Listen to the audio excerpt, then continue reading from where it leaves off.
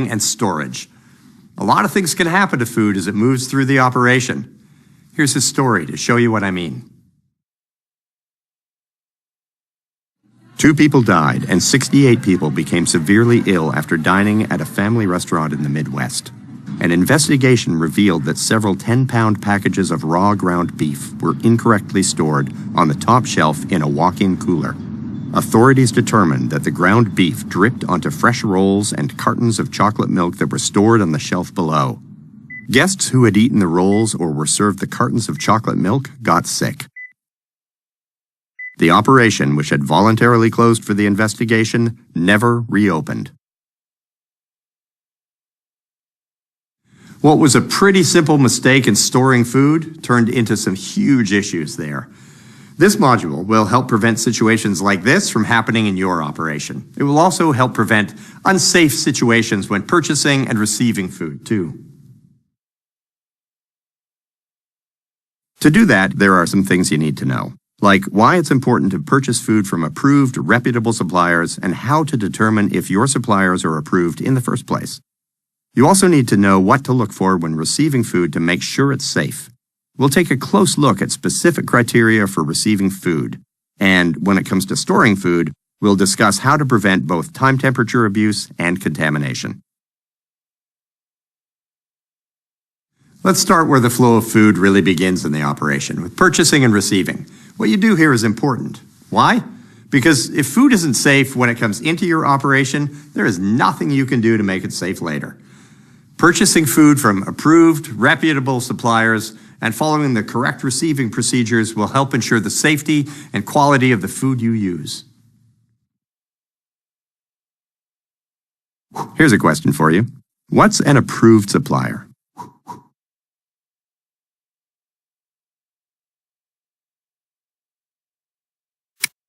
That's right, but there's more to it than that. An approved supplier is also one that has been inspected and can produce an inspection report. This applies to all suppliers in the supply chain, including growers, shippers, packers, manufacturers, distributors, and local markets.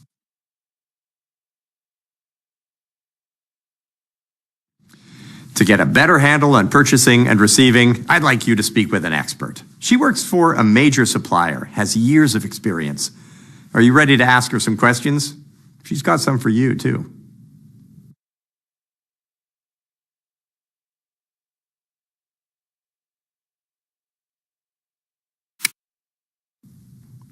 You want to develop a relationship with your suppliers and get to know their food safety practices. Many operations establish supplier lists based on their company's specifications, standards, and procedures. However, only approved suppliers should be included on these lists. Here's a question for you. How can you get to know your supplier's food safety practices?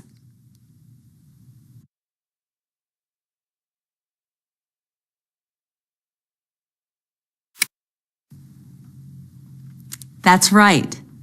Ask to see their most recent inspection reports. These can come from the U.S. Department of Agriculture, the USDA, the Food and Drug Administration, FDA, or a third-party inspector. They should be based on good manufacturing practices, GMP, or good agricultural practices, GAP.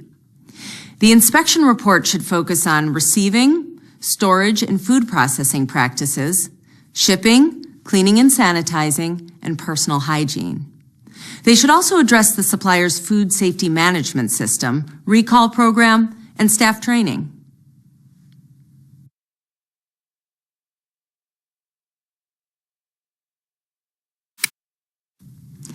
You want to receive deliveries when staff has enough time to inspect them.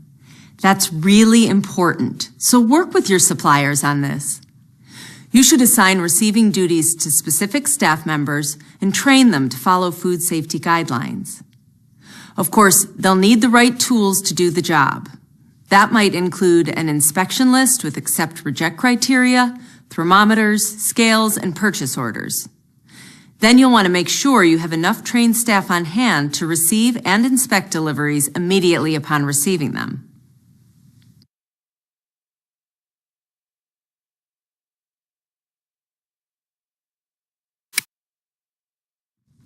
What do you want your employees to look for? In general, you want them to look for signs of temperature abuse and contamination. Here's a question for you.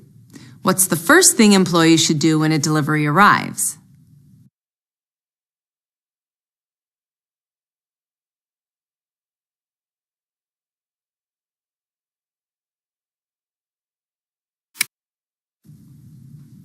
Yes, you want them to start by visually inspecting the truck. They're looking for signs of contamination.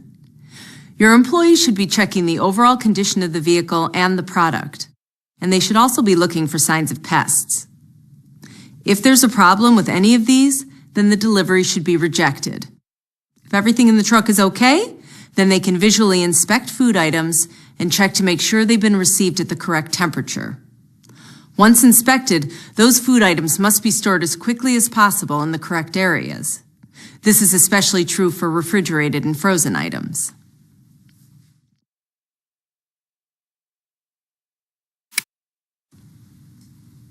Some restaurant and food service operations receive food after hours when they're closed for business. This is often referred to as a key drop delivery. The supplier is given a key or other access to the operation to make the delivery. Products are then placed in coolers, freezers, and dry storage areas. The delivery must be inspected once you or your staff members arrive at the operation. You need to make sure it's from an approved source, it was placed in the correct storage location to maintain the required temperature, it was protected from contamination in storage, it is not contaminated, and it's honestly presented.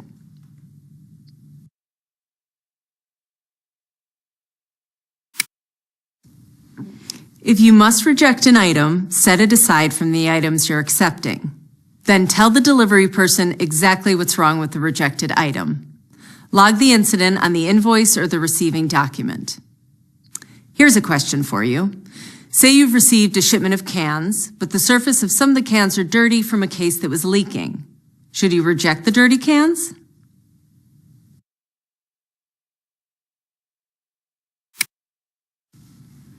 You could, but you don't have to. Sometimes you might be able to recondition and use items that normally would have been rejected, like the cans. All that's needed here is cleaning and sanitizing. But let's say the cans had serious dents along the seams. In this case, they couldn't be reconditioned and would have to be rejected. The same is true for other food items.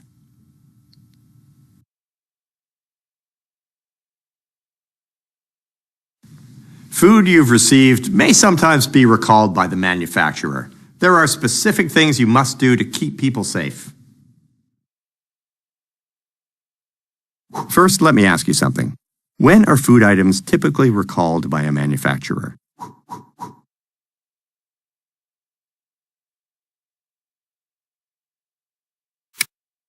Yes, food is definitely recalled when contamination has been confirmed or is even suspected. But food will also be recalled when it's been mislabeled or misbranded and when food allergens have not been identified on the label.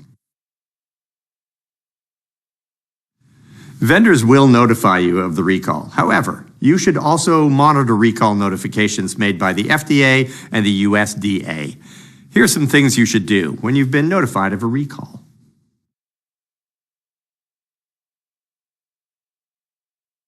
Identify the recalled food items by matching information from the recall notice to the item. That might include the manufacturer's ID, the time the item was manufactured, and the item's use-by date. Remove the item from inventory and place it in a secure and appropriate location. There might be a cooler or dry storage area, and make sure it's stored separately from food, utensils, equipment, linens, and single-use items.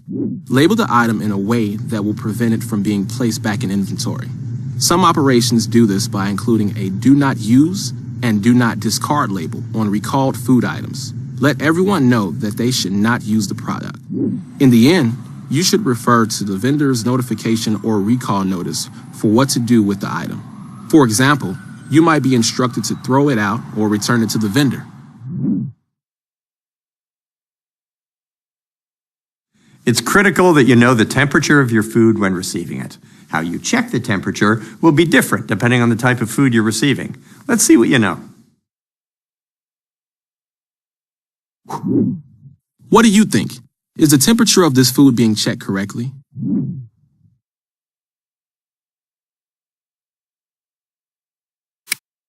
Yeah? Well, you're right. Let me show you why. When checking the temperature of meat, poultry, or fish, you want to insert the thermometer stem or probe directly into the thickest part of the food. That's usually the center. Is the temperature of the food being checked correctly this time? You're right. Here's why. Some food is packaged in reduced oxygen environment. Vacuum-packed and sous vide food are examples. When checking the temperature of this food, you don't want to puncture the package. To prevent this, insert the thermometer stem or probe between two packages. Sometimes you might even be able to fold the package around the thermometer stem or probe. This is easier to do with packages like bags of bulk milk. Whatever you do, don't puncture the package. Last one. Is the temperature of the food being checked correctly?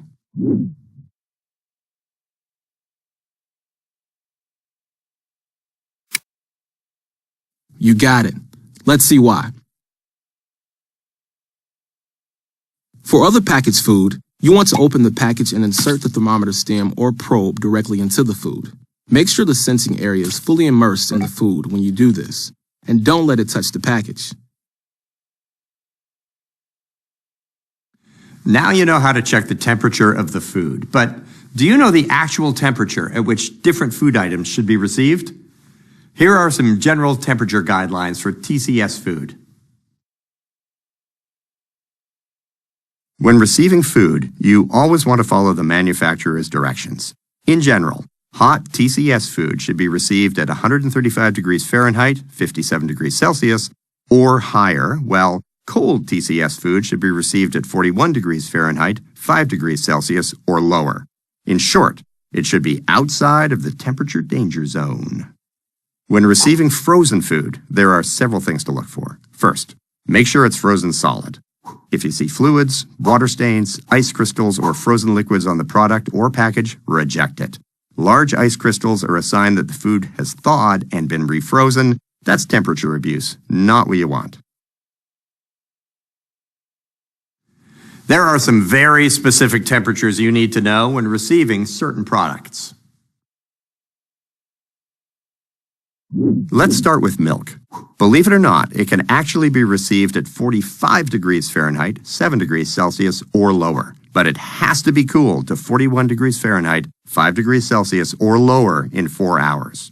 The same is true for shellfish that have been removed from the shell or shucked. This includes oysters, mussels, clams, and scallops. If the shellfish are alive, they can be received at an air temperature of 45 degrees Fahrenheit, 7 degrees Celsius, and an internal temperature no greater than 50 degrees Fahrenheit, 10 degrees Celsius. Once received, though, they must be cooled to 41 degrees Fahrenheit, 5 degrees Celsius, or lower in 4 hours.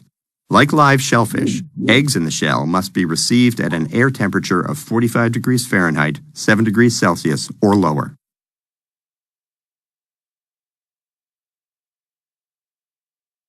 There are some other requirements you need to follow when inspecting deliveries. Let's see if you can figure them out.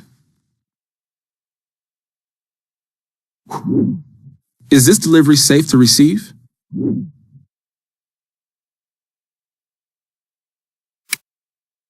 You're right, it's not. Packaging should be clean. That's true whether the package contains food or non-food items such as single-use cups, utensils, and napkins. Reject any item with dirty or discolored packaging. Here's another. Safe to receive?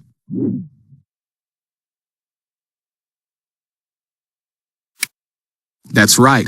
Packaging must be intact and protect food and food contact surfaces from contamination. So, items with tears, holes, or punctures should be rejected. How about this one? You got it. These items have been repackaged. Both food and non-food items should be delivered in their original packaging containing the manufacturer's label. Last one.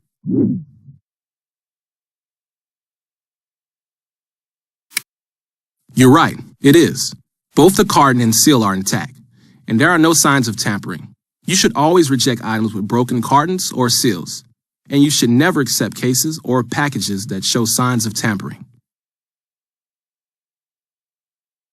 There are some other factors that you should consider when receiving food. Let's start with cans. People are often concerned about dents.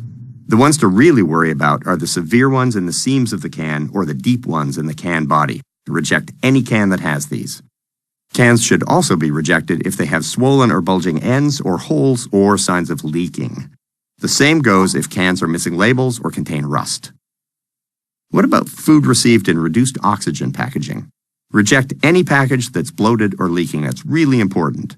The same goes for packages or product that is leaking, damp, or water-stained.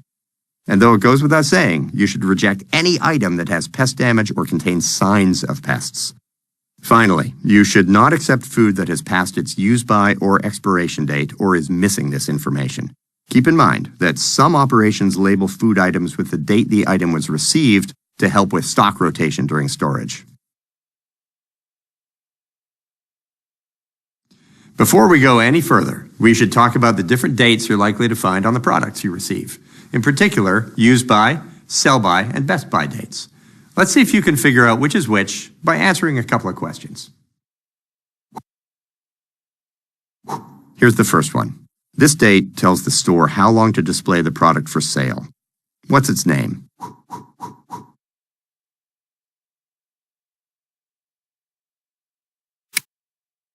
You got it. A sell-by date tells the store how long to display the product for sale. How about this one? It's the date by which the product should be eaten for best flavor or quality.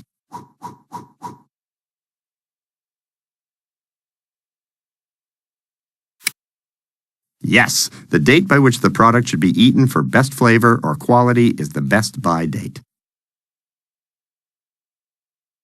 Last one. It's the last date recommended for use of the product while at peak quality.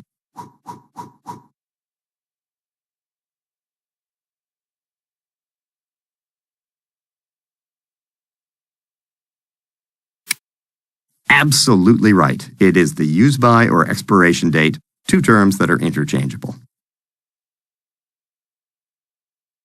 Some food that you receive must come with specific documentation. Certain types of seafood are good examples. The document required for shellfish is called a shell stock identification tag. This tag tells you when and where the shellfish were harvested.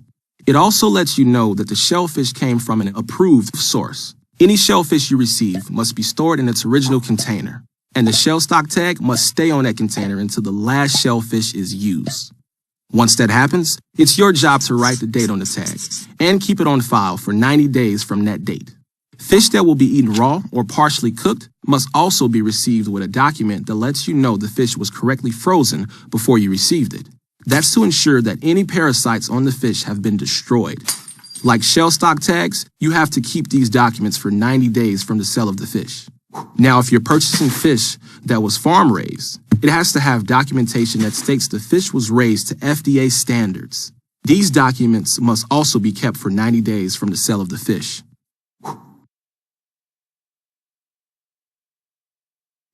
Poor food quality can be a sign that the food has been temperature abused and might be unsafe. So you need to be looking at the appearance, texture, and odor of food.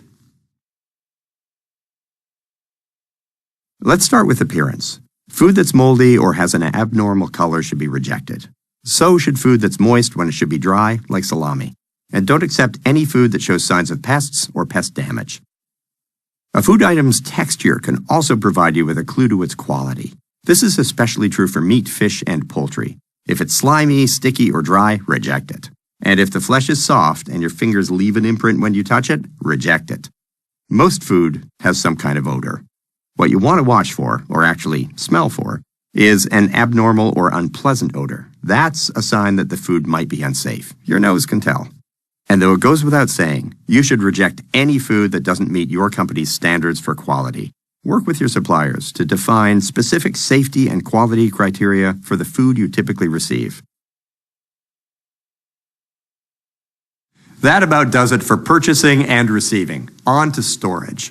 Following good storage practices for both food and non-food items will help keep these items safe. It will also preserve their quality. What do you need to know in order to keep food safe? In general, you should know how to label and date mark your food correctly. You also need to know how to rotate food and store it at the correct temperature. And finally, you need to know how to store items to prevent cross-contamination. Simple, right? So let's start with labeling. Labeling food is important for many reasons. Illnesses have occurred when unlabeled chemicals were mistaken for food, such as flour, sugar, and baking powder. It's scary, right? Customers have also suffered allergic reactions when food was unknowingly prepped with a food allergen that was not labeled. So anytime you take food out of its original container, it has to be labeled, and that label must include the common name of the food. That goes for everything, whether it's 25 pounds of flour or 6 ounces of chicken salad. Now, if the food doesn't have a common name, then the label should include a statement that clearly and accurately identifies it. It's not necessary to label food if it clearly will not be mistaken for another item. But if you aren't going to label it, keep in mind that the food must be easily identified by sight, like these peanuts. Food packaged in the operation that is being sold to customers for use at home, such as bottled salad dressing, must be labeled. The label must include the following information: the common name of the food or a statement that clearly identifies it, the quantity of the food in the package, a list of ingredients and sub-ingredients in descending order by weight. This is necessary if the item contains 2 or more ingredients. A list of artificial colors and flavors in the food. Chemical preservatives must also be listed. The name and place of business of the manufacturer, packer, or distributor, and the source of each major food allergen contained in the food. This is not necessary if the source is already part of the common name of the ingredient. These labeling requirements don't apply to customers' leftover food placed in carryout containers. Refrigeration slows the growth of most bacteria, but some types grow well at refrigeration temperatures. When refrigerated for long periods of time, these bacteria can grow enough to cause illness. To prevent this, you need to know when food was stored and by when it must be used. Ready-to-eat TCS food prepared on-site, like our potato salad here, can be stored for 7 days as long as it's kept at 41 degrees Fahrenheit, 5 degrees Celsius, or lower. After that date, the food must be discarded. You have to mark it if it will be held for longer than 24 hours. The mark must indicate when the food must be sold, eaten, or thrown out. The count begins on the day that the food was prepared or when a commercial container was opened. For example, a food handler that prepared and stored potato salad on October 1st would write a discard date of October 7th on the label. Operations have different systems for date marking. Some write the day or date the food was prepared on the label. Others write the use-by date or date on it.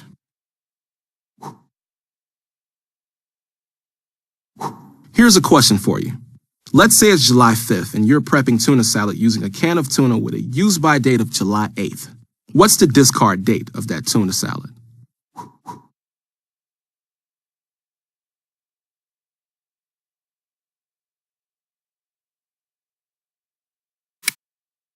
You got it. Because the discard date of the tuna is less than 7 days from the date the tuna was opened, you must follow that date, because it's based on food safety. Here's another question. Let's say it's December 5th, and you are prepping jambalaya using shrimp with a use-by date of December 8th and sausage with a use-by date of December 10th. What would be the discard date of the jambalaya?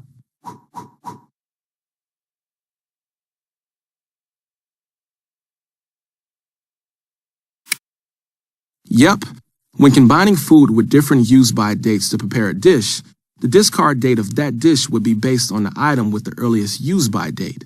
In this case, it's a shrimp. Okay, enough about labeling. Let's talk temperature. When food is not stored at the correct temperature, any pathogens on it can grow and cause an illness. So it's important to know the correct temperatures for storing food. In general, TCS food must be stored at an internal temperature of 41 degrees Fahrenheit, 5 degrees Celsius or lower, or 135 degrees Fahrenheit, 57 degrees Celsius or higher. And as you might expect, frozen food must be stored at temperatures that will keep it frozen. Remember, we're talking about the temperature of the food, not the temperature of the storage unit. To help coolers and freezers keep food at the correct temperature, here are a couple of quick rules. Don't overload them.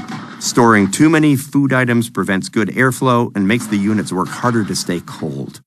You also shouldn't open cooler doors more than you have to. That lets warm air inside, which can affect food safety. And don't line shelves with aluminum foil, sheet pans, or paper. That stops air from circulating inside. Not good.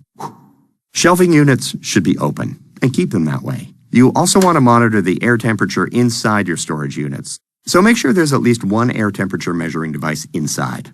And put it in the warmest part of the unit for cold holding equipment and the coldest part of the unit for hot holding equipment. By the way, the device must be accurate to plus or minus 3 degrees Fahrenheit, 1.5 degrees Celsius. One last thing. You should be monitoring the temperature of food in refrigeration units regularly. So randomly sample the temperature of stored food to verify the cooler is working correctly. If food is not at the correct temperature, throw it out.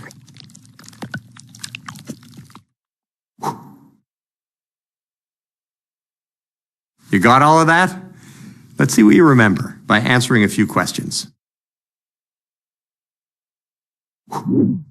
Take a look at this cooler. Is food being stored correctly? That's right, it isn't. Cold TCS food must be stored at an internal temperature of 41 degrees Fahrenheit, 5 degrees Celsius, or lower, and this food clearly isn't.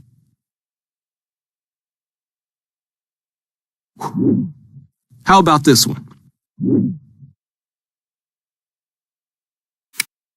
You're right. This refrigerator is overloaded, which prevents good airflow and makes the unit work harder to stay cold. Here's another.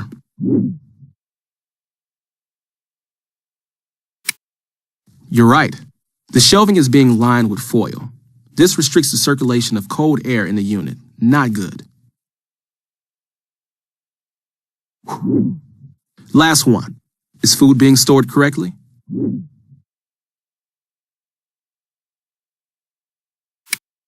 Sure is. The thermometer has been placed by the cooler door, which is the warmest part of the cooler. This will let you know if food is at risk. Let's talk rotation. Food must be rotated in storage to maintain quality and limit the growth of pathogens. It's simple, really.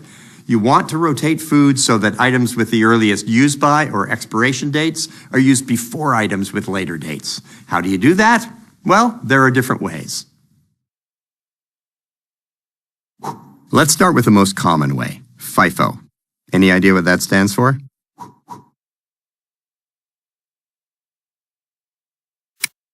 That's right. FIFO stands for first in, first out. It's a common way of rotating food in storage. Here's some more information about it. Rotating food is a three-step process. First, check the use by or expiration date. Second, store the food in first in, first out, FIFO order. This means storing items with the earliest use by or expiration dates in front of items with later dates. Third, use the food stored in front first. Easy, right? Here's something to keep in mind, though. When you're rotating food, if you notice that something has passed the manufacturer's use by or expiration date, throw it out. Enough about temperatures for now. There's something else that you should be thinking about when storing food, and that's cross-contamination. It can be a big issue for food during storage. Fortunately, there are several things you can do to prevent it. Start by wrapping or covering food and then storing it in a designated storage area. And keep it away from walls and at least 6 inches, 15 centimeters, off the floor. Store single-use items in their original packaging and food in containers intended for food. And while we're talking about containers, always use ones that are durable, leak-proof, and can be sealed or covered. And make sure they've been cleaned and sanitized before use. Whatever you do, never use empty food containers to store chemicals or put food in empty chemical containers. This can lead to contamination. Keep all storage areas clean and dry. Clean them regularly, especially floors, walls, and shelving units. And if you see spills or leaks, take care of them right away so they won't contaminate other food. One thing that often gets neglected is the equipment used to transport food. This includes dollies, carts, transporters, and trays. They all need a good cleaning from time to time. Dirty linens are another thing most people don't think about, but they can contaminate food if they're not stored correctly. Store them away from food, and put them in clean, non-absorbent containers or washable laundry bags. How you physically store food can lead to contamination if you're not careful. This is especially true when storing raw and ready-to-eat food together. Probably the best way to make sure food is safe during storage is to keep raw and ready-to-eat food completely separate. That way there's no chance these two types of food will touch or drip onto each other. Simple, right? But separate storage isn't always possible. If all of your food has to go in the same place, make sure you use correct top to bottom order. Ready-to-eat food goes on top. Right under that is seafood, then whole cuts of beef and pork, then ground meat and ground fish, and finally, whole and ground poultry is at the bottom. Where does this order come from? It's based on the minimum internal cooking temperature of each food. There are some exceptions to this storage order, though. For example, ground meat and ground fish can be stored above whole cuts of beef and pork as long as the packaging keeps out pathogens and chemicals. It also must not leak. And if items are being stored in a freezer, then raw meat, seafood, and poultry can be stored with or above ready-to-eat food if all of the items have been commercially processed and packaged. Also, remember that if you're thawing frozen food in a cooler, it must always be stored below ready-to-eat food. Let's take a minute to practice that storage order before we move on.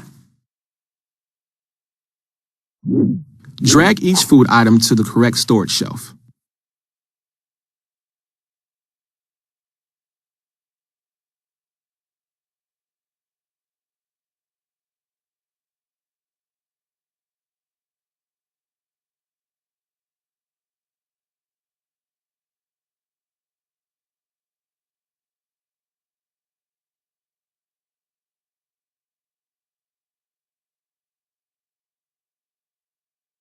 Nice job.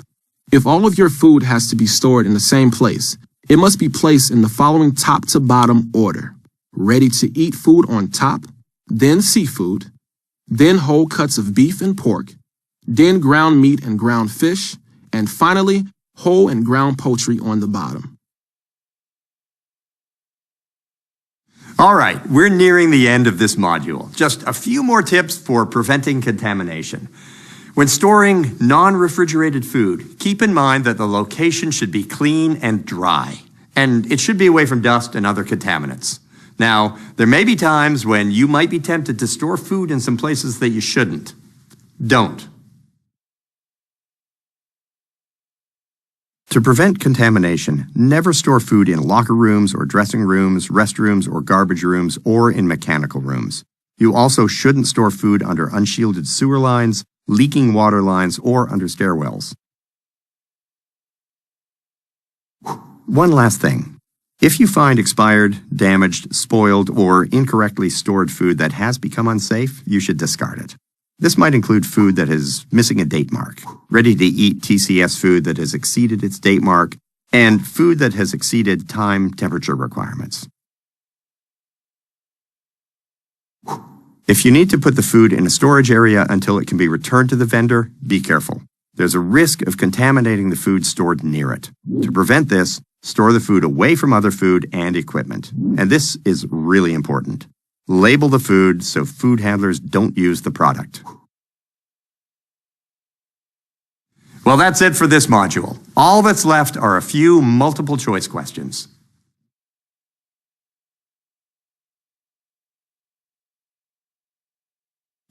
How can you tell if a supplier is an approved supplier?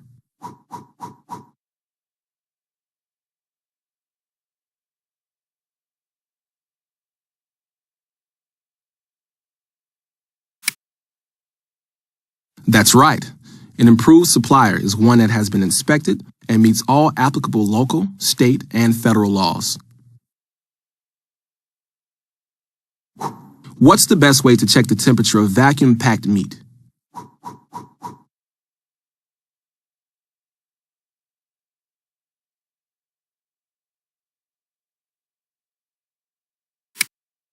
That's right. You should insert the thermometer stem or probe between two packages when checking the temperature of any reduced oxygen packaged food. What's the correct temperature for receiving most cold TCS food?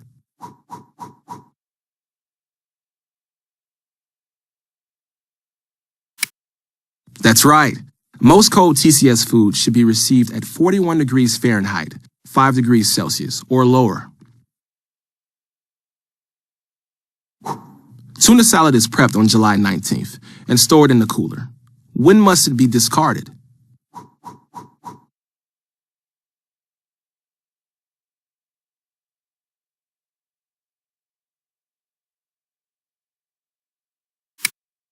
That's right. You have 7 days. The count began on the day the tuna salad was prepped. What is required on a food label for a container of food being prepped in-house?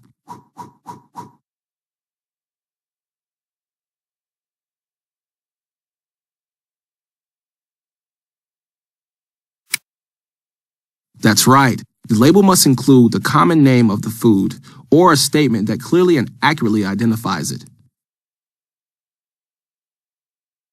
Where should food with the earliest use-by dates be stored when using FIFO?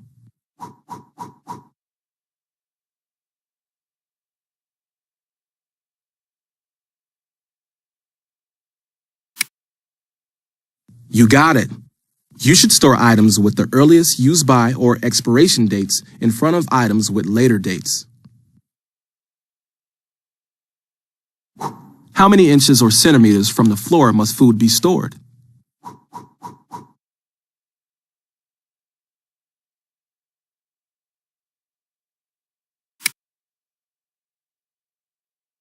You got it. Store items away from walls and at least 6 inches, 15 centimeters, off the floor.